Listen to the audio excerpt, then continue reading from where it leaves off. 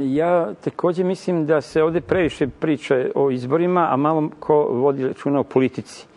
Glavni posao medija, novinara pa i analitičara, a o političarima da ne govorimo, je stalno priča o tome kada će biti izbori i da li će biti novih izbora.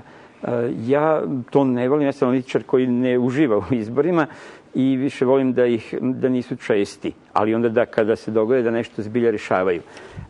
Nasuprot rasprostranjenom uverenju, možda ne nas večeras, ali nekih kolega, ja isto mislim da ova vlada uprkos tankoj većini ima dovoljno manevarskog prostora da ukoliko ne bude velikog socijalnog kurslusa, znači ukoliko ne dođe do nekih dramatičnih socijalno-političkih previranja, mirne duše može da čeka i 2011. godinu.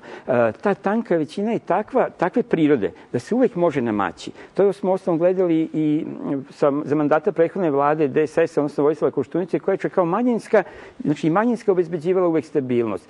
To je priroda srpskog političkog sistema, tako da kažem da kada ste na vlasti, onda uvek nekako lako nađete partnera, bilo tako što otkinete nekog nezavisnog poslanika ili pridobijete za neko glasanje pod ovim ili onim izgovorom neku opoziciju poslaničku grupu.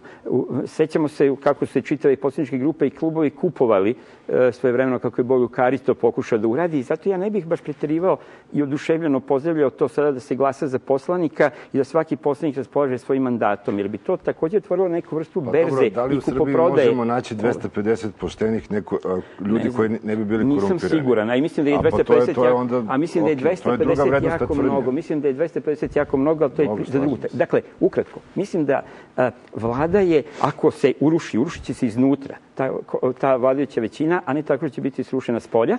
I još samo ovo da kažem, ne bih rekao da su izbori nešto što je neposredno na dnevnom redu. U ovom trenutku se na izbore ide samo jedino znači Srpskoj naprednoj stranci, da neki način kapitalizuje svoj sadašnji politički rejting, a nikom drugom, ni iz pozicije, ni opozicije se previše ne žuri na izbore.